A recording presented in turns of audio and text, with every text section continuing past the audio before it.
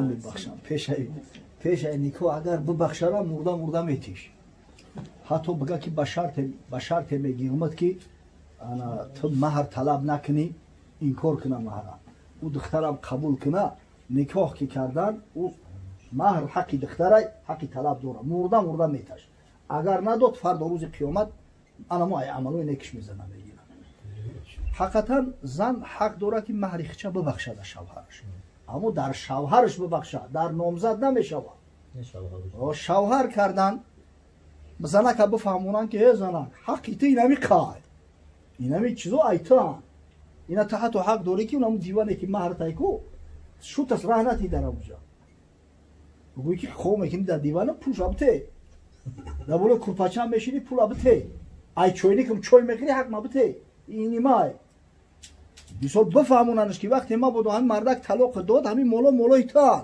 همین را بگیری قطید میرای بعدی او بپرسن که اینا با دانستن همه احکام تو روزی بشوی که مهر تا دمی شد ببخشی اگر بگه بخشیدم ایتا پینهانی نه او خسر خشنومان هر چه جمع بچه مهر تا ببخش او خودش نمیدونه که مهر چیه بیچاره بمبا میفاقه ایتاری باشه و بخشیدن حساب نیسته اگر دانسته همه احکام بفهمه ما بودوی خودش ببخشه انشالله درست میشه نه که این حیله و نیرنگوی که ما میکنیم این درست نیست او زنک حقی مهر داره اگر در دنیا هم ندادیش فردا روز قیامت بکشه میگیره سوال است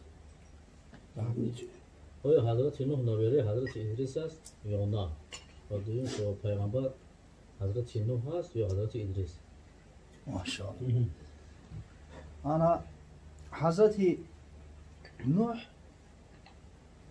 واقعا در حدیثی که امام احمد در مسندش آورده است ولی در تفسیر ابن کثیر شو همین مفصل خشو آورده شده حضرت نوح بعد ادریس گذشته است قول اصح اما شاید که بین نوح علیه السلام و ادریس علیه السلام چند پیش گذشته باشه نبیره به واسطه نیست اینا ما میگیم که ما فرزندای آدم علیه السلامیم این معنای اون را نداره که هم پدری واقعی آدم علیه السلام باشه یعنی ما ای اولادی حضرت آدم علیه السلام به همین شکل بگیره همین نوح علیه السلام هم از اولادی حضرت ادریس میشود اما نبیره به واسطه که باباش باشه ردای خرید نیست آیا ما اولاد اومدگی انا حتی اگه در مسئله اون که کدومش پیغمبره هرش پیغمبره هرش پیغمبره حضرت رسول الله صلی الله علیه و سلم باری نشسته بود ابوذر غفاری نزدش در اومد یک چند سوالاش کرد از جمله گفت که یا رسول الله کامل انبیا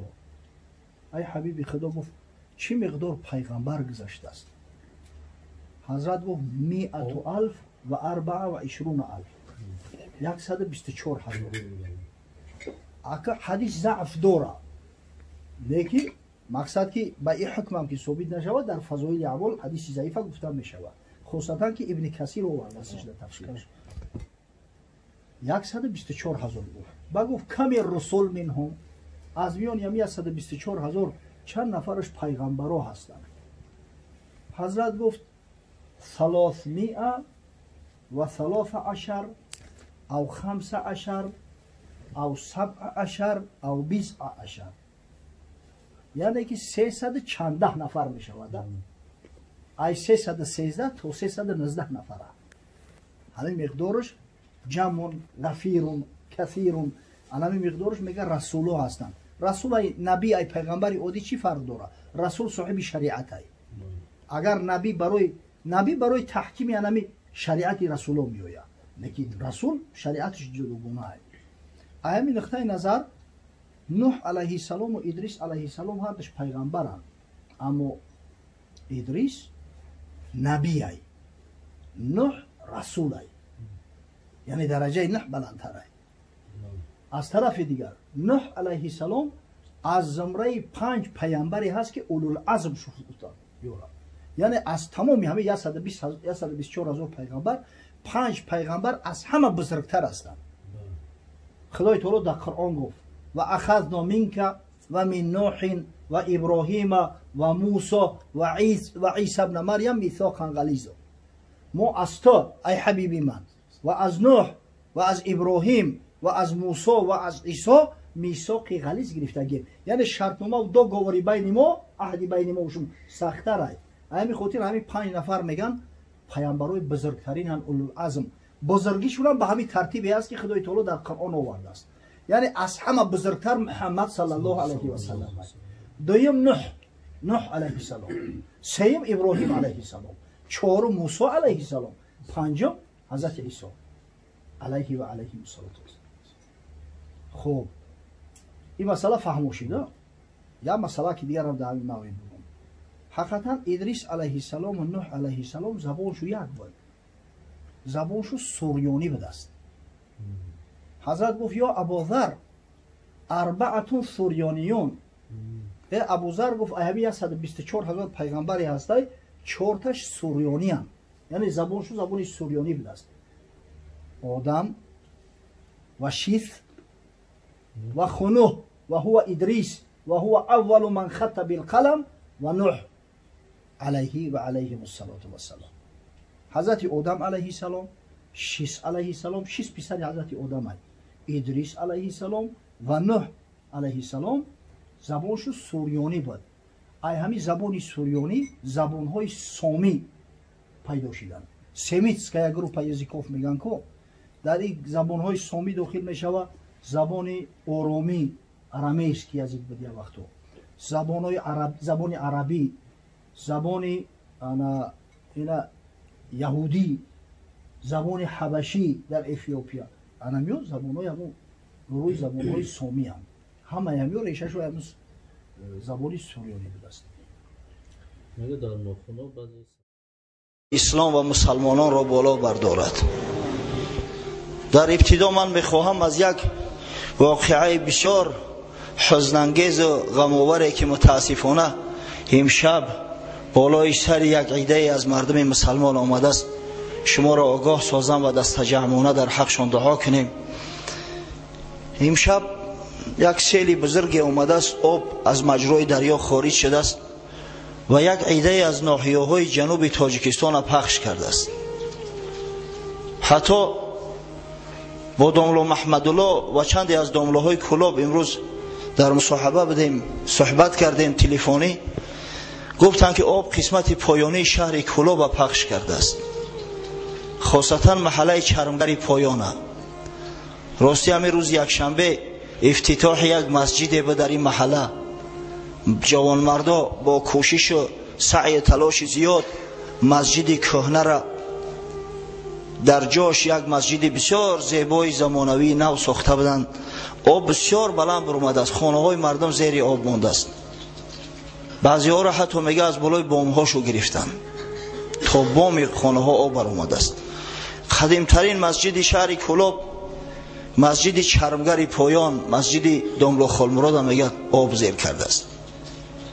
دعا میکنیم در حق شو که پروردگار این مصیبت از سرشان دور سازد و خداوند به بندگان مسلمانش در این مصیبت یک صبر جمیل را ارزانی دارد و خداوند مساعدت کند که همین مصیبت بلاهایی که به سر مسلمانان می آید باعث استحکام محبت ایشان، باعث بازم زیاد شدن همبستگی بین ایشان گردد و خداوند مساعدت فرما که تمام مردم مسلمان در غم اندوه و در شادی و خرسندی همدیگر شریک باشند و پروردگار صبر جمیل برای بندگانت عطا فرما و در نامه اعمالشان اجر ثواب این صبر نوشته گردان و او کسایی که نفرای عزیز نزدیکان خیش، شاید زن شاید فرزند خیش را در این مصیبت تلف داده باشند، پروردگار را در عوض براشان تلافی ده و خداوند من بعد ممالک اسلامی را، ملک‌های ما را از بلاها و از گزندها در پناه امن خیش محفوظ دار.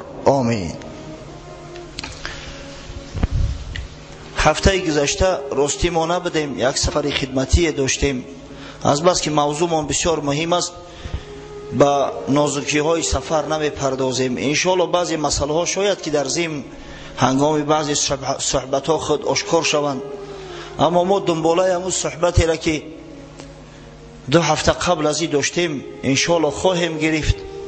یادتان باشد قصه جنگ صفین را میکردیم که میان مسلمان ها بود و این نیز یک مصیبت بسیار بزرگی بود که مسلمان بر ضد برادر مسلمان خویش لشکر کشیده و شمشیر کشیده و از هر دو جانب هم فقط مسلمانان شهید گشتند. گفتیم که جنگ صفین مدت طولانی دوام کرده است. حتی علامه ابن کثیر در کتاب البدایه و نهایه 3 قول آورده است. با یک قول میگویند همین جنگ صفین با صلح با جنگهاش مدت 7 تا 9 ماه ادامه یافت که از حقیقت دورتر است. با یک قول دیگر 110 روز و با قول سوم که صحیح تر است 77 روز ادامه یافته است. جنگ های از همه شدید ترینش سخت ترینش 3 روز آخر بود. روز چهارشنبه، پنجشنبه همراه با شبش و روز جمعه. در جنگ 70,000 نفر جان به جان آفرین تسلیم کردند. 70,000 مسلمان که در میان ایشان صحابگان بزرگ پیغمبر بودند، بزرگان تابعین بودند، اشراف عرب بودند، پیشواهای مسلمانان عالم بودند که جام شهادت نوش کردند. حتی در یک روایت ابن کثیر آورده است میگن 90,000 نفر تلف یافته است. 90,000. گفتیم که روز چهارشنبه و پنجشنبه جنگ ها به نهایت شدید بود، خاصتا روز پنجشنبه. و در این جنگ ها از هر دو جانب مسلمان ها بسیار صبور بودند، با صبر تحمل شمشیر میکوفتند. کسی نیت گریختن از میدان جنگ نداشت، همه بسیار صابرانه جنگ میکردند. در کتاب های تاریخی آمده است که حضرت علی کرم الله وجهه در این جنگ ها چنان قهرمانی ها نشان داد که در یگان جنگ قبل از این نشان نداده بود. اما از بس که در دیگر جنگ ها بر ضد کفار که می جنگید بسیار به ذوق مراق او جنگ ها را صحبت میکنیم، اما در اینجا که جنگ با مسلمانان بود در این موضوع کمتر صحبت میکنند. در روز پنجشنبه ماه صفر سال 37 هجری یک نفر از پهلوانای شام با نام کریب ابن صباح به میدان برآمد، مبارز طلب کرد. وقتی که یک نفر از عراقی ها از لشکر حضرت علی به مقابلش برآمد در جنگ کشته شد، او را بر زمین گذاشت و بالاش برآمد و با طلب مبارز کرد که کی به مبارزه میبراید. ببینه او کسایی که از صحبت پیغمبر دور بودن، از صحبت اصحاب بزرگ پیغمبر دور بودن، بعضا همین بی ادبی ها را روا میدیدن، بالای مرده برآمد طلب میکنه که کی به مبارزه میبراید. شخص دیگه هم قتل کرد، 4 نفر کشت. بسیار پهلوان بود است. هر 4 روی هم گذاشت و بالاشو برآمد و طلب میکند من یبارز، کی به مبارزه میآید. دیگه حضرت علی طاقت نکرد. مردی 57-58 ساله ذوالفقار را در دست گرفت، خارج شد، با یک ضربه سرش از بدنش جدا کرد. مرده ها را پهلوی هم مانده بعد طلب کرد کی است مبارز کو بیایه. کجا شدن او کسایی که میگفتن اگر در میدان جنگ ما را ببینی بعد وقت نمیفورد کو بیایه؟ غیرت داره. یک نفر دیگر از خویشای نزدیک او کریب خارج شد، اوش هم کشت، بالاش نگذاشت، در پهلوش گذاشت. هر کسی را میکشت میگفت خدا رحمتت کنه، زیرا مسلمان بود. 4 نفر را کشت. بعدا صدا کرد یا معاویه کجا هستی؟ لشکر از شام آوردی، در خون مردم شریک هستی، خارج شو، این جنجال بین من و تو است. برادر در میدان جنگ قضاوت کنیم، مردم به جنگ نکشیم. نعره زد حضرت علی. عمرو ابن عاص در پهلوی معاویه ایستاده بود، گفت یا معاویه فرصت غنیمت بدم، خارج شو. علی مانده شده است، 4 پهلوان کشته، سین و سالش هم به جای رسیدگی است، از تو بزرگه، خارج شو. گفت بسیار فرصت غنیمت است. قصاص حضرت عثمان بسیتون. معاویه گفت یا عمرو تو قصد کشتن مرا داری، در خون من تشنه هستی. کی یاد دارد از مسلمانان که کسی در مقابل علی برآمد و زنده از میدان جنگ برگشت؟ تو امیدی که کشتن مرا داری؟ او قدر زور است خودت برو. تو سرلشکری منی کو برو جنگ قتیش. در روایات اومده است که در همین روز پنجشنبه حضرت علی 500 نفر را کشته است. با شمشیر همین قدر میزد جنگ میکرد که نوگ شمشیر نوگ آهن کج میشد. عذرخواهی میکرد که پیغمبر خدا صلی الله علیه و سلم گفته است لا سیف الا ذوالفقار ولا فتا الا علی. هیچ شمشیری به ذوالفقار نمیمونه. ذوالفقار شمشیر است که رسول الله صلی الله علیه و سلم به حضرت علی هدیهش کرده بود، شمشیری دمه. میگفت اگر این شمشیر از پیغمبر نمیشد، پیغمبر این سخن نمیگفت، من این میدان ترک نمیکردم. خارج میشد میزدن آهنگرا راست میکردن شمشیرشو، با شمشیر در دست میدرومد. با همین منوال جنگ به نهایت شدید بود. بیگاهی روزی شد. نماز پیشین عصر شام خفتن به ایما و اشاره خوندن. جنگ قطع نشده است. همون شبی پنجشنبه به جمعه که شب حریر است، در همین شب تا صبح جنگ دیدند. در حین جنگ بزرگان چون عمار ابن یاسیر، هشام ابن عتبه یا هاشم ابن عتبه درسترش، صحابگان بزرگ پیغمبر صلی الله علیه و سلم، و عبیدالله ابن عمر ابن خطاب فرزند حضرت عمر، و ذوالکلاء حمیری و زیاد ابن ثقفه و دیگر بزرگان، پهلوانان، قهرمانان اسلام در همین جنگ شهید شدند.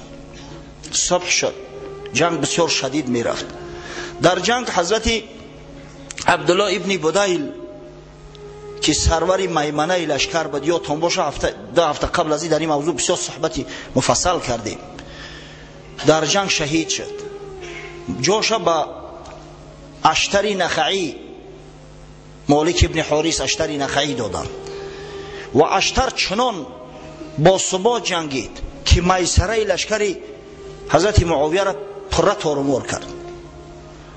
گفتیم که در اطراف حضرت معاویه 11 صف بود، 5 صفش شخصای فدایی بودن که به خون قسم یاد کرده و بیعت کرده بودن و با سلاح هم دیگر بسته بودن. یک صفی منتظم کرده بودن، سلاح را گرفته به میان هم دیگر بسته بودن تا مبادا کسی نگریزه. 5 صف همین صف فدایی بود. در وقت جنگ اشتری نخعی از همین 5 صف 4 صف شکست. 4 صف ایال او تارمار کرده و رفت. یک صف دیگه در اطراف حضرت معاویه مونده بود. در تاریخ ها اومده است که حضرت معاویه گفت اسب بیاره، دیگه دست دیل جنگ شد. وقتی میخواست به اسب سوار شوه، یک چند بیت از ابن عتابیه به یادش آمد که در اوجا گفته است که از گریختن بیشرفانه دیده در جنگ مردن مرتبه و منزلت مرد بالاتر میگرداند. همین شعر میگه سبب شده من استادم. به عمرو ابن عاص مراجعت کرد، گفت الیوم الصبر و غدا فضل فخر و غدا فخر. امروز گفت صبر میکنیم، فردا انشالله به فخر به بزرگی ها میرسیم. جنگ بسیار شدید بود. صدای نعره های لشکری حضرت علی دیگه طنین انداز گشته بود. لشکر شام بعضیش گریختن، بعضی دیگرش هم در اطراف معاویه حال ثبات نشان داده و می جنگیدن. در همه حالت معاویه با عمرو ابن عاص که گفتیم که از بسیار سیاستمداران مشهور عرب بود مراجعت کرد، گفت یگان علاج نداری، کار بد است، اگر کار به این منوال بروه 1 ساعت دیگه داشت داده نمیتونه قشونی با.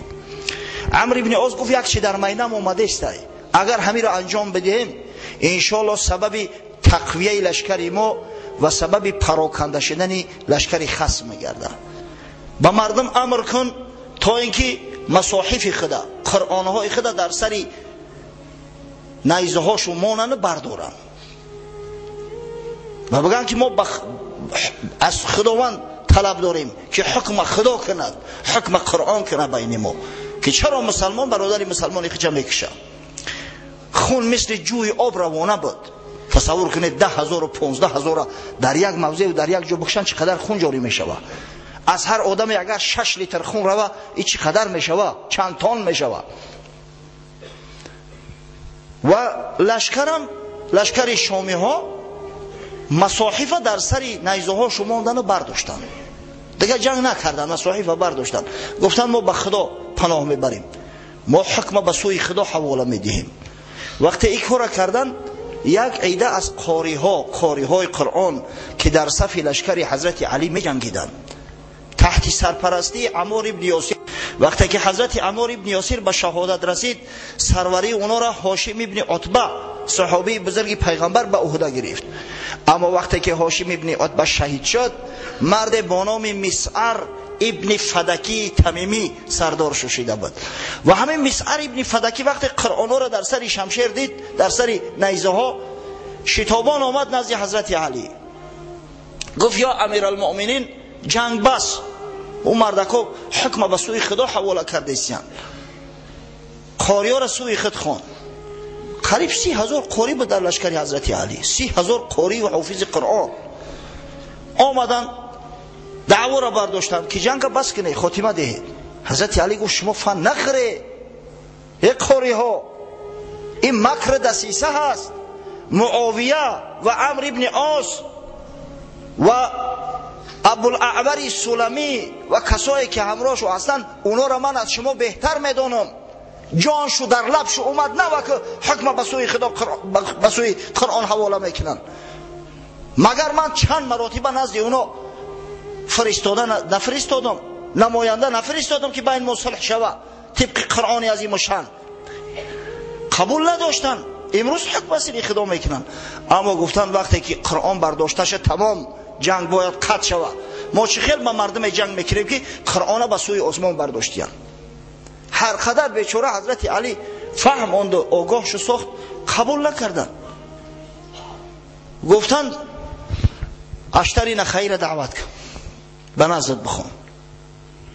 اشتری نخعی گفتیم در صف پیش جنگ میکرد.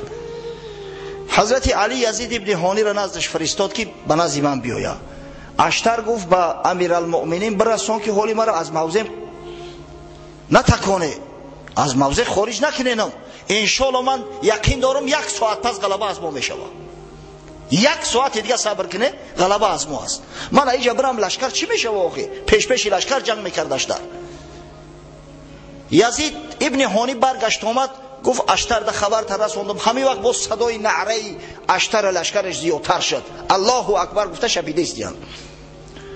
قاریا گفتن تو با یزید ابن هانی فرمودی که اشتر شدت جنگ زیادتر کند؟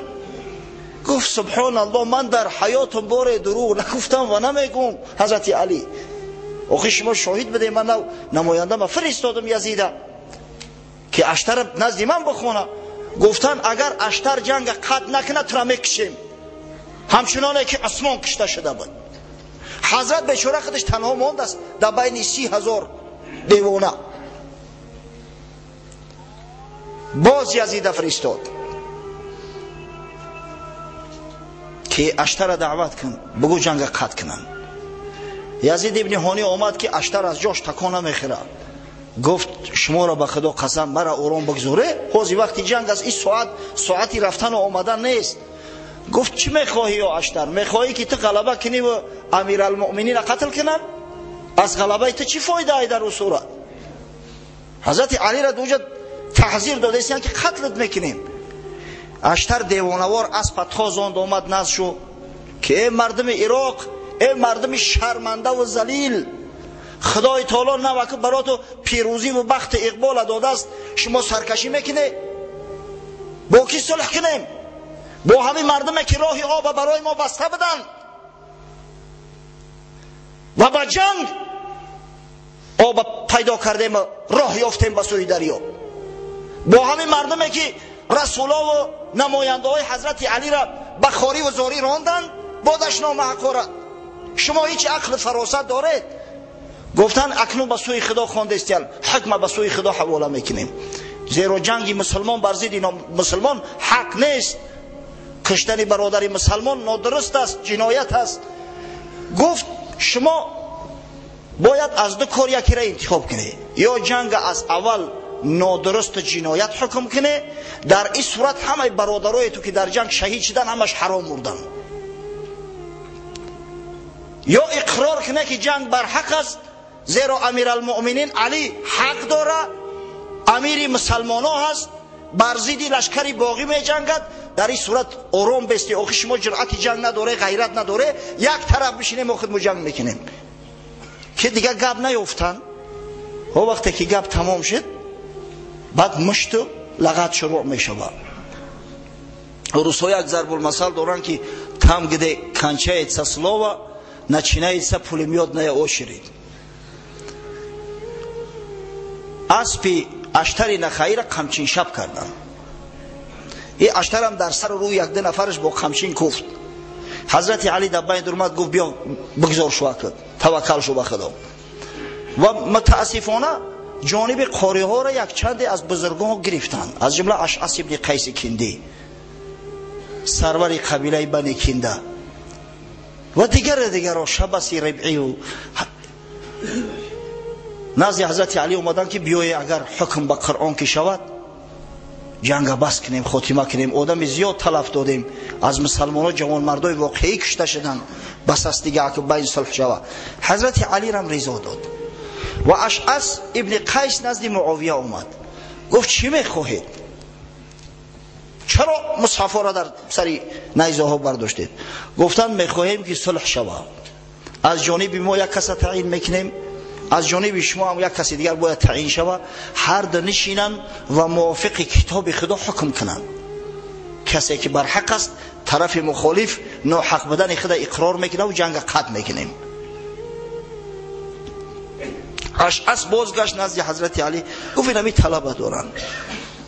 گفت بسیار خوب، بگیرید همو صلحنامه را بنویسید.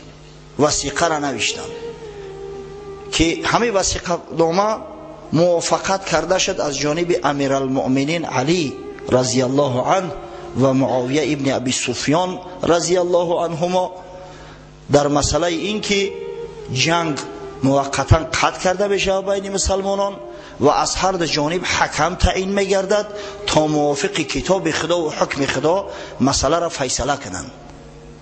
اگر در کتاب خدا پیدا نکردند پس به احادیث رسول الله صلی الله علیه و سلم رجوع کنند و همه جنگ خونریزی خاتمه یابد، حق به حقدار رسد. از جانب معاویه عمرو ابن عاص حکم تعیین شد، نماینده همو بود. عمرو ابن عاص گفتیم بسیار سیاستمدار ماهر بود. آمد دعوا را برداشت، گفت که کلمه امیرالمؤمنین خط بزنید. اگر ما امیری علی را که قبول می داشتیم با او جنگ نمی کردیم. احنف ابن قیس از جاش خیست، گفت قسم به خدا خطش نمیزنیم. این چی سخن از شما میگویید؟ علی امیرالمؤمنین است، با اجماع امت اسلامی و در امیریش کسی خلاف نکرده است مگر شما لشکری باقی. گفت اگر همون کلمه امیرالمؤمنین خط نزنیم ما راضی نمیشویم، ما امضا نمیکنیم. کارا ببینید چی رنگ شد. حضرت علی گفت سنه تو بسنه، الله اکبر، سال در عوض سال. گفت در زمان حدیبیه من یاد دارم که وقتی صلح حدیبیه نوشته میشد من کاتب بودم. گفت و وقتی که همون صلح نامه را نوشتند از نام رسول الله محمد ابن عبدالله صلی الله علیه و سلم و قریشی ها، نماینده قریش گفت که ما کلمه رسول الله را قبول نداریم، خطش بزنید. اگر ما رسولی محمد را قبول می داشتیم با او جنگ نمی کردیم، مانع حج او نمی شدیم.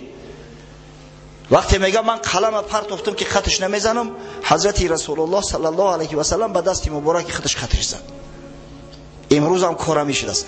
و حضرت علی با دست خودش کلمه امیرالمؤمنین خط زد. وثیقه نامه نوشته شد از جانب معاویه رضی الله عنه. عمرو ابن عاص حکم تعیین شد. از جانب حضرت علی جنجال سر شد.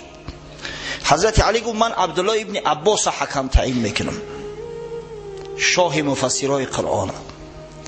گفتن نمی شود، عبدالله ابن عباس پسر عمک تو است، البته جانب تو را میگیرم. یک آدمی خالص در کار که در این کار خوش نباشه. ببینه کسای سیاست ندارن، عقل فراست شو همین قیاقی. حتی اندیشه نمیکنن که آخه عمرو ابن عاص آدم خالص نیست کو. از طرف معاویه ای سرلشکر همیشه سروری میمنه میموندش یا سروری سوارگان خود میموندش، کاولریا از ابتدا تا انتها همراهش بود. این اندیشه نکردن، گفتن یا آدمی باید یک آدمی خالص باشه و ابو موسی اشعری را پیشنهاد کردن، صحابه پیغمبر. علی گفت من راضی نیستم با حکمیت ابو موسی. ابو موسی در دل نسبت ما کینه داره. والی کوفه بعد از والیگی معزولش کردن حضرت ابو موسی را. قصهش برای شما کرده بودم کو، زیرا که جنگ نمیخواست. وقتی که حضرت علی مردم دعوت کرد که بیای برای صلح و ثبات، ابو موسی اشعری مردم دعوت کرد که در خانه تو بشینه، مسلمان با مسلمان باید نجنگه. علی گفت من اشتری نخعی را پیشنهاد میکنم. گفتن سبحان الله، همه فروزنده همین جنگ اشتری نخعی ای، تا اشتر تعیین میکنی؟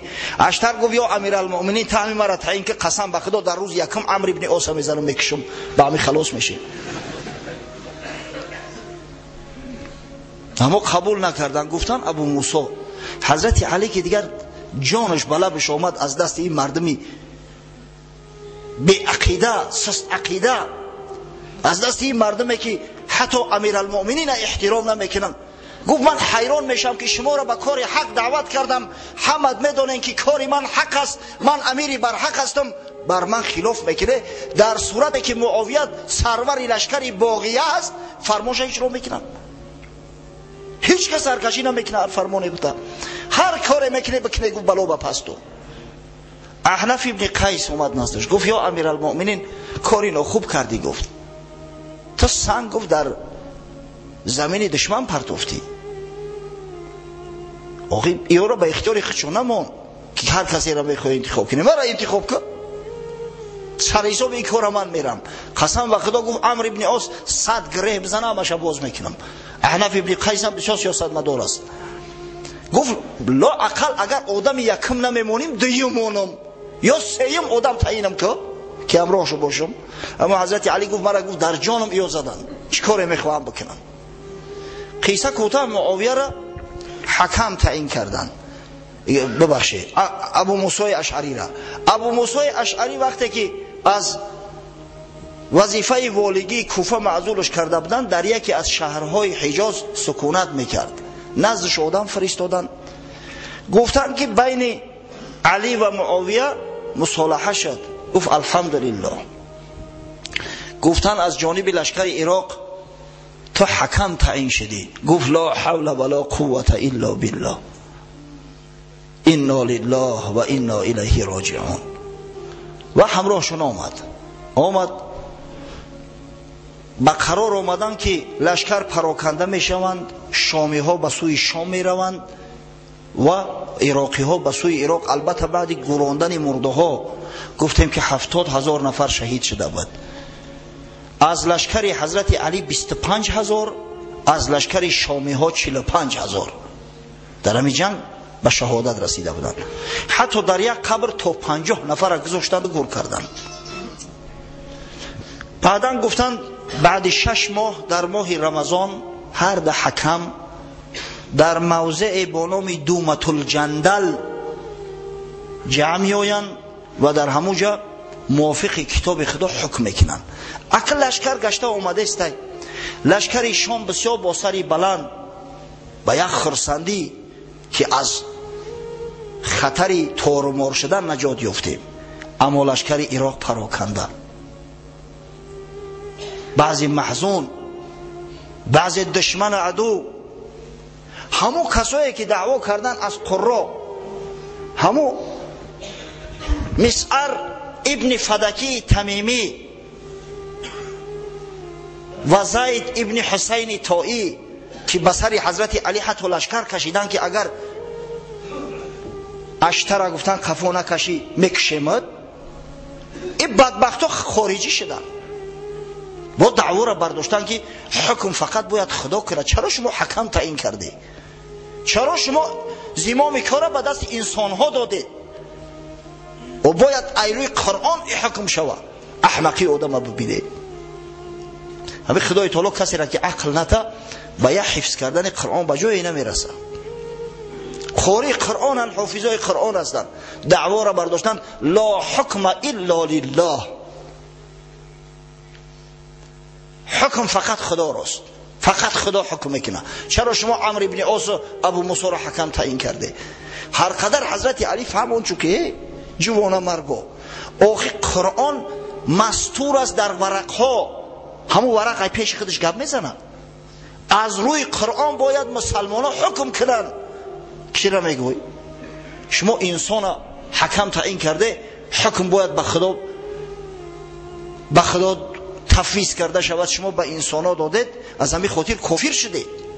گپ تا کجا بردن؟ نعوذ بالله، شما کافر شدید. و شماره همین بدگاهرها به 12,000 میرسید. وقتی که آمدن همراه حضرت علی به کوفه داخل نشدن، بلکه خارج شدن، یک موضع به نام حرورا در همونجا سکونت اختیار کردن. دیگه حضرت علی را حکم به کفر کردن، معاویه را حکم به کفر کردن، تمام مسلمانایی که به همین شرطنامه و وثیقه نامه راضی بود همه را کافر اعلام کردن.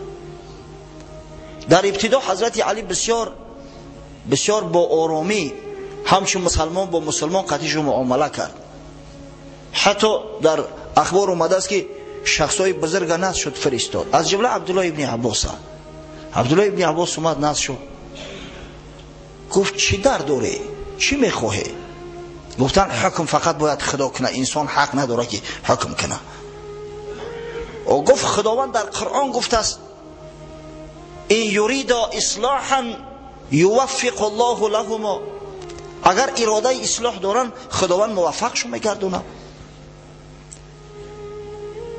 خداوند در قرآن گفته است یحکم به ذو عدل منکم، حکم میکنه به آن دو آدم عدل از شما. اخم حکم ها از قرآن هستن که گفتن یا ابن عباس تو ما را دیوانه خیال کرده، کودک خیال کرده، تو چرا سخنایی را که در حق زن شوهر خداوند گفته است یا در حق سید خداوند گفته است به خون مسلمان ها برابر میدونی؟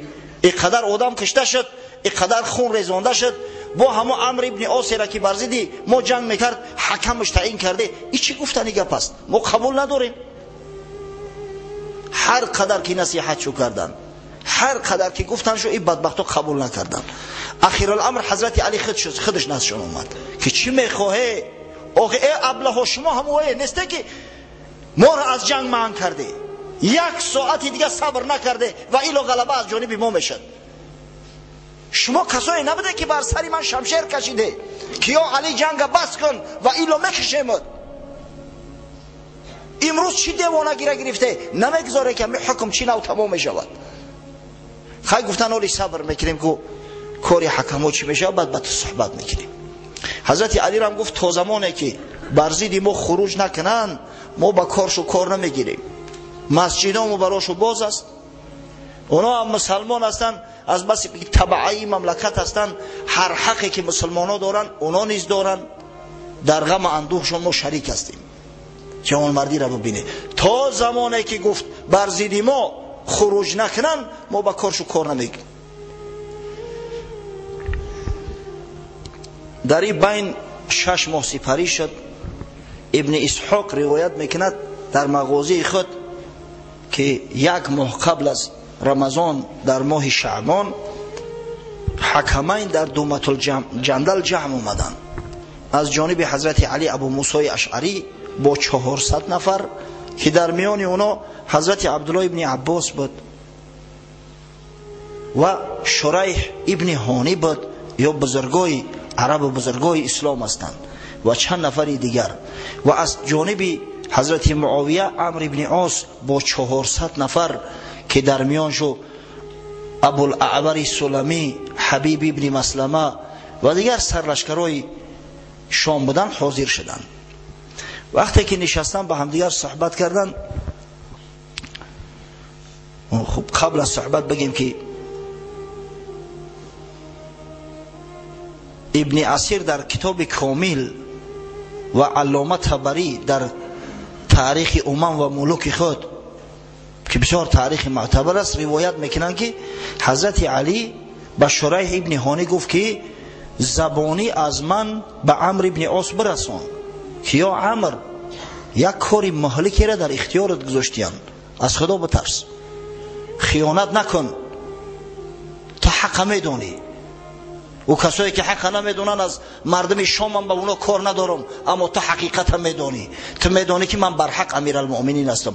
در همین کار بسیار احتیاط کن و ایلا در پیش خدا جواب میگویی. وقتی که شریح ابن هانی سخن آمد نزد حضرت عمرو ابن عاص بیان کرد، عمرو ابن عاص بسیار غضبناک شد. گفت من نصیحت علی در احتیاج ندارم. علی کی است که مرا نصیحت میکنه؟ شریح هم اندک تیز بود. گفت علی کسی هست که ابوبکر صدیق و عمر فاروق از او مصلحت مشورت میپرسیدند، عثمان ابن عفان از او مصلحت مشورت میپرسید. تو کی هستی گفت که از مصلحت مشورت علی سر میتوبی؟ گفت تو حق نداری با من خیلی گپ زنی. قصه کوتاه بینش یک جنجال و دعوا شد، بعد دشنام حقارت اخیر قطع یافت. و وقتی که عمرو ابن عاص همراه ابو موسی خلوت کردند، عمرو به ابو موسی مراجعت کرد. گفت یا ابو موسی تو صحابی پیغمبر هستی، تو قبول داری که حضرت عثمان به ناحق به ظلم کشته شد؟ گفت بله. گفت تو قبول داری که معاویه ولی خون عثمان است و عمک بچه عثمان است، حق طلب قصاص دارد؟ گفت بله.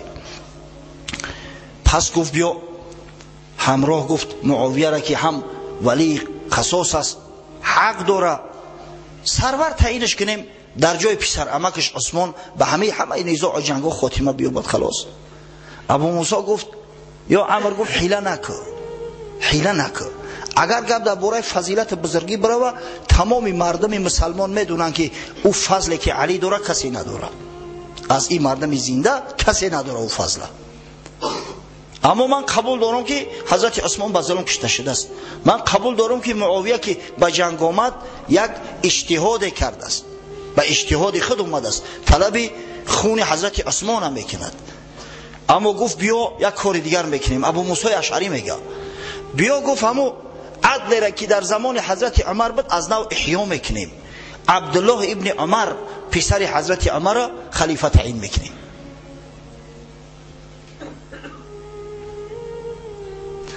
وقتی که حضرت عمر کارد خورده بود، زخم خورده بود از اون بدبخت ملعون مجوسی، حضرت گفتن یک نفر در جاد انتخاب کن. گفت کی را انتخاب کنم؟ اگر ابو عبیده زنده میشد ابو عبیده را تعیین میکردم. کسی لقمش داد گفت پسرت عبدالله را تعیین کرد. گفت خاموش باش داد. کسی که سر حساب زنی خچه نمیروه، چخیل من ایرا امور دولتی مسلمانو را بروش میتم. عدل عمر اینه خیل بود. متاسفانه حضرت ابو موسی اشعری گفت که بیا عبدالله ابن عمر گفت سردار مسلمانان تعیین میکنیم، با او بیعت میکنیم. همون عدلی که در عهد خلافت حضرت عمر بود از نو احیا میگردد. اما عمرو ابن عاص راضی نبود. گفت مودو که عبدالله ابن عمر پیشنهاد میکنی، پسر من عبدالله ابن عمر ته پیشنهاد میکنی، پسر من عبدالله ابن عمر چی کم بودی داره؟ کاتب وحی پیغمبر بود، از علمای صحابه است، خدمت میکرد، دانشمند است. گفت پسرت حقیقتا آدم خوب است، تو در همین جنجال قطعیت شریکش کردی، در جنگ قطعیت آوردیش، اورم آلوده است، اورم با خلافت نمیشه. پس گفت یا ابو موسی تو آدم عاقل هستی، چی خلاصه کنیم، چی کار کنیم؟ ابو موسی گفت بیا هر در از وظیفه معزول میکنیم، امور اختیاری خلافت به دست مردم مسلمان میتیم که به شورا یک نفر تعیین کنن.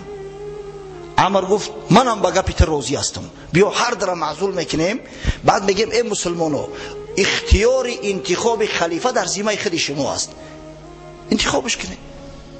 هر دو آمدن نزد مردم، 400 کس از یک جانب، 400 کس دیگر از دیگر جانب، حکم حکما را حکم منتظر هستند. عمرو ابن عاص گفت یا ابو موسی تو از من 30 سالت بزرگتر است، تو قبل از من اسلام آورده ای، از همه خاطر حقی تو بالاتره، تو سخن بگو، همو قراری را که قبول کردیم به مردم اعلام کن. عبدالله ابن عباس چیز در کرد، گفت یا ابو موسی فن نخری، مادام که یک قرار قبول کرده بگذار اولو گپ زنه. که حضرت ابو موسی ای کجا میدونه که فند میکنن؟ دیگر حتی گمان نکرد که شخص میتونه که از گپش بگرده. از جاش خیست گفت مردم مسلمان، ما همراه عمرو ابن عاص به خلاصه اومدیم که هر کس گفت فکری خود چه میگه. من علی و معاویه را هر در از امارت خارج کردم، انگشتریش از دستش کشید، هر در از وظیفه سبکدوش کردم و امور اختیار انتخاب خلیفه را در ذمه ملت گذاشتم، ملت اسلامی خودشو انتخاب کنن. گفت که یا عمر نوبتی تای بخیام حکم اعلام کردم. عمر خیست گفت شما شنیده ابو موسی اشعری حکم از جانب حضرت علی مولای خود علی را از وظیفه سبکدوش کرد، از خلافت دور کرد. من نیز علی را گفت به ابو موسی شریک میشم، از وظیفه خالی میکنم و معاویه را در جاش میگذارم. متاسفانه بعضی از مورخان میگن که همین گپا شاید دروغ باشن، اما هیچ کتابی تاریخی نداریم و تاریخ‌های اهل سنت و الجماعه که همین نه آورده باشن. میره من باورم نمیآید که بزرگای مثل محمد ابن جریر طبری که مجتهد بود، صاحب مذهب بود، مفسر و محدث بود، بزرگای مثل علامه ابن اسیر در کتاب الکامل و صدها نفر دیگر واقعا نگارا همه خطا میکرده باشند، کارمی که نشیده باشند. سیاست حیله های، حرب حیله های. پیغمبر خدا صلی الله علیه و سلم هنوز در وقتش گفته بود که الحرب خدعه. از همین خاطر سیاستمدار باید زیرک باشه، باید چشمش باز باشه. ابو موسی گفت قرار ما خیلی نبود. گفت تو سخن خطا گفتی، من سخن خدمه، تو با قرار من چیکار داری؟ شریح ابن هانی از جاش خیست، دشنام داده یک خمچین در روی عمرو ابن عاص کوفت. پسر عمرو ابن عاص عبدالله خیست یک خمچین دیگه در روی شریح زد. بعدا میگه شریح ابن هانی اومد گفت قسم به خدا من از یک چیز دایم پشیمونی میخورم که چرا به خمچین زدم، چرا به شمشیر نزدم. به همین کاری حکما به نتیجه انجام یافت. هیچ. حضرت ابو موسی از همونجا راست زد، مکه رفت، دیگه خفا ناومد نزد حضرت علی. عمرو ابن عاص با سری بلند نزد معاویه برگشت، گفت کار خلاص. و در خشون حضرت علی چنان تفرقه شد، چنان تفریقه شد، چنان پراکندگی شد. حضرت وقتی که این سخن شنید روز جمعه به مسجد اومد، در منبر بالا شد، ای مردم مسلمان گفت کار از حد گذشت. این حکمی که حکما قبول داشتن، این حکم قبول شدنی نیست. اینا از روی قرآن حکم نکردن، هر کس به هوای نفس خود حکم کرده است. از همین خاطر من اینا قبول ندارم و اعلام کرد که به شام میریم از برای طلب حق. معاویه را باید در جاش بشنونیم. خشونت اعلام کرد که خارج شویم. در مدت یک چند روز 60,000 آدم جمع شد. 60,000. همه جنگاور، همه پهلوان، همه سرور. همچنین حضرت عبدالله ابن عباس که والی بصره بود 4900 نفر دیگر را فرستاد تحت سرپرستی جاریه ابن قدامه، یکی از پهلوانا و یکی از پیشواهای معروف عرب. اومدن به لشکر حضرت علی پیوستند. حضرت علی با یک خطبه بلیغ نصش و برآمد کرد. خیستن بعضیا گفتن یا امیرالمؤمنین دیگه منتظر کسی نشو، همین 65,000 برای ما را کافی است. انشالله 65,000 که صدقاً جنگ میکنن از 600,000 بهتر هستند. روان نشو، امر که میریم. حالی که مستحکم هستیم عقیده ما یک است، روان نشو. حضرت علی را امر کرد کوسی رحیل بدمن برای حرکت کردن که ناخواست خبر اومد که همون جوانمرگ خوارجی که همون 12,000 که قشور حضرت علی جدا شده بودند در نهروان جمع اومده و بین نهروان و بین مدائن غارت ها تشکیل کردند، مردم های مسلمان به قتل رسوندند. از جمله یکی از صحابه های بزرگ پیغمبر صلی الله علیه و سلم عبدالله ابن خباب ابن ارت همراه زنش می اومده است. حضرت به قتل رسوندن. زنش حامله بود، شکم زنش پاره کردن. این پدرسگا مسلمانان را کافر حکم کرده و خون مسلمانان را هدر اعلان کرده بودند، مال مسلمان حلال اعلان کرده بودند. دیگر وضعیت بسیار ناهنجار شد. مردم گفتند ما با شام رویم، این بدگهرها، این سگهای لعین به خانه های ما هجوم کنند، زن فرزندای ما را بکشند و به اسارت ببرند. این چنان میشود یا امیرالمؤمنین؟ حضرت یک نفر از شخصان نزدیکش با نام حرب ابن مره به نزدشان فرستاد که شما چی در داره، بیایی که یک صحبت کنیم، چی میخواهی؟ اما این ملعونا حرب ابن مره را به قتل رسوندن. دیگر علاج نبود. حضرت علی قشون گرفته قفا گشت به جانب نهروان. این نهروان نام یک موضع است بین مدائن و بین بصره. از پول فرات گذشت، در مقابلش همه قشون 12,000 خوارج ایستاده است. صداشو کرد که مردم از خدا بترسید، خون نریزانی، خون مسلمانان را هدر نکنه. آخه شما صد راه جنگ شده، شما مرا باز داشته از همون جنگی که حق بود باید حق به حقدار می رسید. باز شما بدبختا امروز مانع شدسته. اگر جوان مرد هسته، اگر میخواهی که حقیقت غلبه کنه، بیا قطعی ما شریک شوی، به شام رویم. اما با کی میگوی مرده را زنده کرده میشوه، شخصی کرش نمانده میشوه. بسیار زعم ظالمی کردند. از همین خاطر حضرت علی اعلان کرد، حتی آوازش گفتن اینا به کوفه هجوم کردنین و شهر کوفه را میخواهند که در زیر تسلط خود درآورند. شهر کوفه پایتخت سلطنت. حضرت علی گفت قسم به خدا از دریا نمیگذرن، از بالای کپرک، و قسم به خدا در همین جنگی که بین ما و اینا میشود، از ما 10 نفر کشته نمیشود، از اونا 10 نفر زنده نمیمونه. یکی ای پیشگویی حضرت علی، یکی ای کرامات اولیاء الله هست که ثابت شده است در تاریخ. قسم قطعی یاد کرد حضرت علی. وقتی که جنگ شروع میشد، حضرت اعلان کرد، گفت هر کسی که زیر بیرق میآید، یک بیرق سبز را برداشتند، در امان است. هر کسی که قشون ترک میکند به سوی خانه‌اش میروه، خواه کوفه بروه، خواه مدائن بروه، خواه بصره بروه، در امان است. وقتی این اعلان شد، بعضی از با عقل تراش گفتن که آخه ما چرا قطع حضرت علی جنگ کنیم؟ آدمی که برای او راضی بدیم 1 سال پیش جانمون فدا کنیم، چرا امروز ما بر ضدش خروج کنیم و جنگ کنیم؟ و آهسته آهسته 100 نفر و 200 نفر قشون ترک کردن. 1800 نفر سرسخت‌ترین ملعون‌ترین شد در بین ماند، تحت سرپرستی زید ابن حسین طایی بدبخت و همون حرقوس که در خون حضرت عثمان شریک بود، و عبدالله ابن وهب که سرور شد بود. با این بدبختا را ببینه تا کدام درجه منقورت و احمق شده بودن. گفتن ما بر حقیم و همدیگر را به سوی مرگ شتاب میکنن. سارعوا الی الجنه، شتاب کنه به سوی جنت. سارعوا الی الجنه، همدیگر را شیردل کرده و به جنگ شروع کردند. حضرت علی امر کرد قشون احاطه شو کردند. در بین 2 ساعت از قشون خوارج که 1800 نفر بودن، 9 نفرش زنده موند. از قشون حضرت علی همگی 7 نفر شهید شد.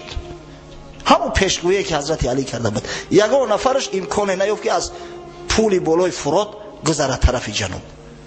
بعدا حضرت وقتی که غلبه کرد، اعلان کرد مردم که بیایید که یک روز به سوی شام رویم.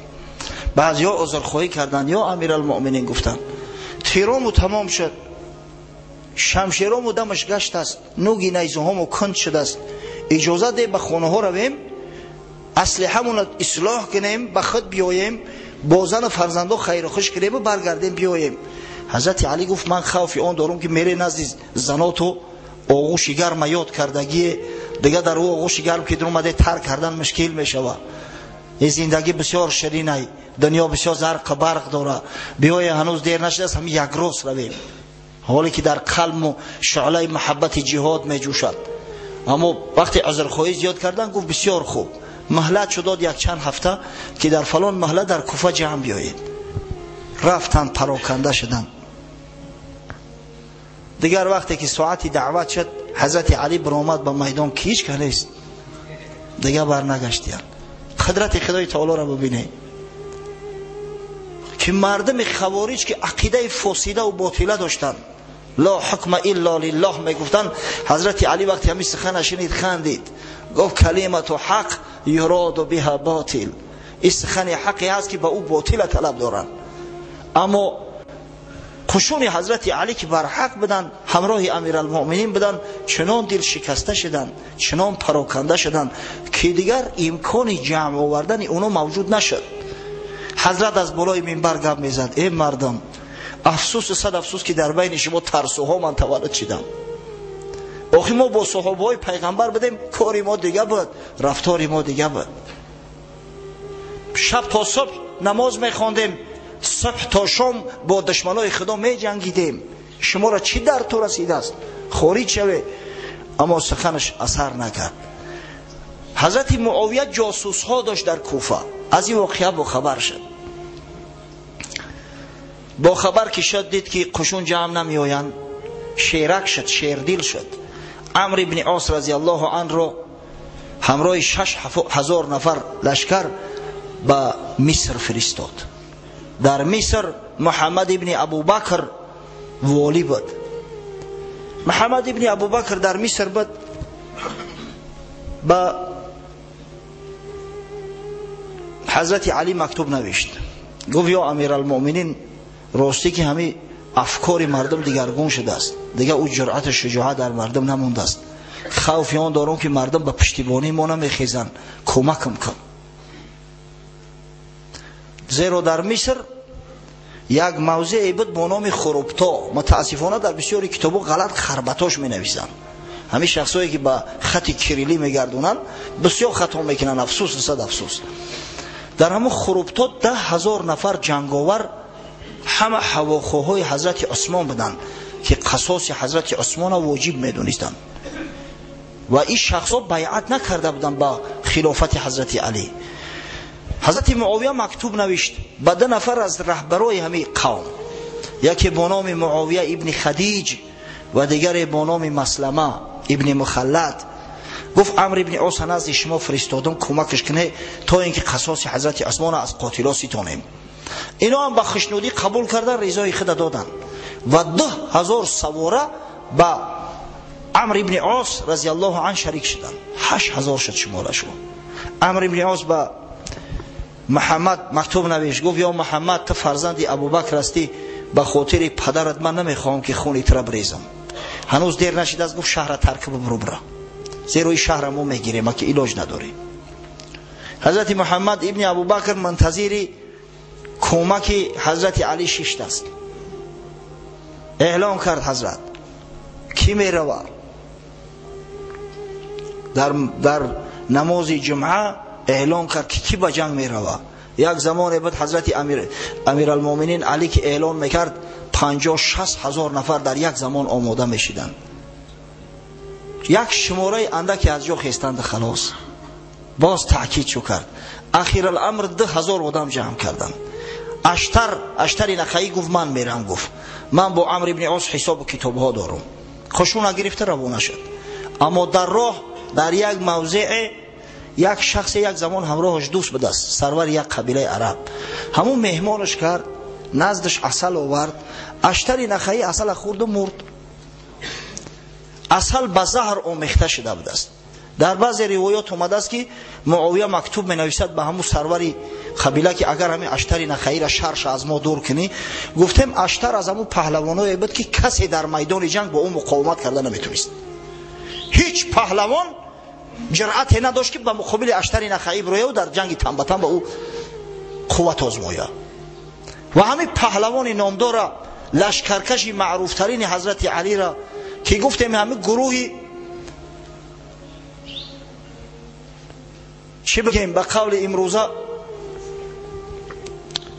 سیلی بیستر و ریاگیر ونیا قشونهای زود عمل دیساندش ترموی بطالیون ای بین رفت. مرد در اونجا گوراندنش. همین وقت با بلشکرش خبر رسید که مصر ضبط شد، محمد پسر ابوبکر به شهادت رسید. چی نو شد؟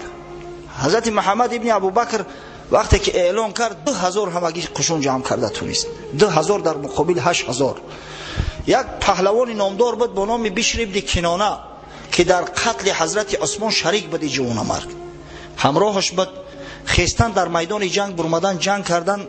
در جنگ قسمت زیادی قشون کشته شد، از جمله همون بشر ابن کنانه نیست. و محمد ابن ابوبکر که قریب تنها مانده بود، همه ترکش کردن، گریخت. از شهر خارج جای در یک خانچه داخل می شود. اما معاویه ابن خدیج، همون سرور خروبتا که از قفاش می اومد، پیش می گیرن، می آید درکش می آوند، احاطش میکنن، میگن خارج شو. خارج می شود. از شدت تشنگی از پا می افته، آب نبود. هر قدر آب میگه که آبش میته. گرفتنش، یک لاشه خری مردگی ده گرفتن دوختنش. هرچند گفت که این مردکایی کار نکنه، من خون عثمان نریزوندم، در خون عثمان شریک نیستم. گفتم بشر ابن کنانه نفر ما بود، کشتیمش را زنده میمونیم. در داخل همون لاشه خر، در پوست خر دوزاندنش و آتشش زدن، سوزاندنش. محمد پسر ابوبکر حیات خودش به همین نوع قطع کرد. بسیار ظلم استی، باور کنه. ببینه وقتی که از صفای جوان مردا و شجاعا و دلیرا نرفتی، عاقبت کار نخیلی میشود. بعد در سر حاکمیت شخصای میآیند که به ظلم راه میدهند. نباشه نخو مسلمان آتش بزنی. در صورتی که پیغمبر خدا صلی الله علیه و سلم سوزاندن حیوانات را منع میکنه، زیرا میگه به آتش جزا دادن فقط عملی هست که خدای تعالی او را میکنه نسبت کافرها در دوزخ. مسلمان زنده به زنده آتش زدن، سوزاندن. وقتی که عایشه ام المؤمنین با خبر شد، گریه کرد، بیچاره خیلی تضرع کرد. سخن به حضرت علی رسیدی. واقعا در سال 38 هجری به وقوع پیوست. حضرت بسیار غمگین شد. محمد از خوردی حضرت علی کلان کرده بود. وقتی که محمد پسر ابوبکر 2.5-3 ساله بود، پدرش از دنیا گذشت و مادرش اسما بنت امیس زوجه حضرت علی شد. حضرت علی او را نکاح کرد، گرفت. زیرا اسما بنت امیس قبل از نکاح با ابوبکر زن جعفر بود، جعفر ابن ابی طالب، برادر حضرت علی. زمین خاطر وقتی حضرت علی از دنیا گذشت، اسما بنت امیس همون شوهری حضرت علی را اختیار کرد، در نکاح او در اومد. حتی برای حضرت علی دو پسرک تولد کرده بود. و این محمد پسر ابوبکر ربیب حضرت علی است، از خوردی کلانش کرده است. بسیار مایوس و بسیار در غم گرفتار شد. متاسفانه وقتی ما در اینجا تمام شد. ببینید این قصه غمانگیز به بعضی حکم ها ما و شما را وادار میکند که او باید اندیشه کنیم برادرای عزیز. قبل از همه به این اندیشه وادار میکند که همیشه با مسلمان محیط باشیم، دوست باشیم. همیشه کوشش کنیم که بین مسلمان ها جنگ واقع نشود، که جنگ ببینه به چه خرابی ها میارد. همیشه کوشش کنیم که فند و فریب دشمنای اسلام نخوریم، زیرک و آگاه باشیم. و ما را وادار میکنه. اینم قصه اسما بنت امیس به او خاطر گفتم که برادرای عزیز، همون مادرها را شوهر دادن در کار، خواهر و اپوها را شوهر دادن در کار. این سنت حبیب خدا محمد صلی الله علیه و سلم است. از برای خدا شما نگین که این 5-6 فرزند داره، شوهر چیکار میکنه؟ از برای خدا رشک نبره. و همو چخیلی که ترا آغوش گرم میفوره، همو شاید هم مادرت هم آغوش گرم بفوره. چرا نه آخی؟ پیشنهاد کنه، بگه مادر جان، و همه قصه را براشو بیاره که ببینه زن ابوبکر صدیق مرد، نگفتن که اوی زن ابوبکر صدیق ایره دیگه نمیگیریم. این چه میکنه؟ شوهر کرده، بلکه شوهر کرد. غیر ازواج مطهره رسول الله صلی الله علیه و سلم که مادرای مسلمان ها هستند، اونا مادرای ما هستند. زن تمام بزرگای ما را در تاریخ ببینه بعد مردن شوهراشو شوهر میکنن. افسوس و صد افسوس که همین سنت زیبا از بین ما رفته است. امروز مسافدای ما بیچاره دیگر در تشویشند. میگه خداوند در پیش پای زنم بکشم که خار میشم. میدونه بیچاره مسافر که اگر کمپیرکش برد دیگه زن یافتن براش مشکل میشه. زیرا بعضی همین پسرای بی عقل بی فراست هیچ سعی تلاش نمیکنن که مادرش شوهر بتن. مادرها بیچاره شاید ای فرزنداشو شرم بدارن. و در آخر دعا میکنیم خداوند در این ساعت رقت قلبها پروردگار دعامون مستجاب گردان و خداوند او برادرای مسلمانی را که به سبب این آفت طبیعی این سیل آب خیزی جانهای خود از دست دادن خداوند در جوار رحمت خویش مستقر گردان. خداوند به اهل بیت و خویش اقرباش در این مصیبت صبر جمیل ارزانی دار و پروردگار او برادرای را که مال و ثروت‌های خود از دست دادند، خانه و درهای خود از دست دادند، خداوند براش صبر جمیل عطا فرما تا اینکه صابر باشند و خداوند دیگر برادرای مسلمان قلباشون نرم کن تا در کمک دستگیری برادران مسلمان خویش خواه توسط مال باشد خواه توسط تسلی باشد همیشه قایم باشند و پروردگار عاقبت کارمون به خیر انجام ده و خداوند مساعدت فرما که مسلمانوار زندگی کنیم، مسلمانوار از دنیا رویم و فردا روز قیامت همراه مؤمنان و مسلمانان محشور گردیم. آمین یا رب العالمین. هفته آینده برادرای عزیز ما نیستیم، سفر داریم. همه آدم یک چند بار که سفر کرد بعد دیدو میشید است. انشالله نیتی سفری چچنستان داریم. اگر خدا امکان مدت جمعه آینده را شاید که در شهر مسکو بخونیم. از همین خاطر انشالله برادر ما داملا ابراهیم اینجا هسته با یک خوشبختی بسیار بزرگ نصیب مانگاش که شاگردمون قاری شهاب‌الدین که اکثرتون میشناسینش الحمدلله آمده است، حالی در مسجد است. انشالله با کمک همدیگر نماز جمعه را میگذرونن و خواهش میکنم بیایه به مسجد بیایه. انشالله همین داملا ابراهیم باور کنه چنان قصه های جالب و راغب میکنه، چنان به سوالات جواب میگه که من همین خدمت مایل هستم که بیشتری وقت همین داملا ابراهیم صحبت کند نسبتی من. پس برادرها مسجد ترک نکنه، نگه که داملا نیست ما نمیریم. بیایه انشالله اینجا قاریا داریم، علمای خوب داریم، مسجد بیایه. من با محبای این مسجد با مخلصای این مسجد الحمدلله میفخرم، زیرا در هر کجایی باشن صالح بدن خدا نشان میتن، محب بدنشون به نماز، محب بدنشون به امر به معروف و نهی از منکر نشان میتن. خداوند همه ما و شما را در پناه امن خویش محفوظ دارد و جمیع مراد و مقصودهای دینی و دنیوی من حاصل گرداند. آمین.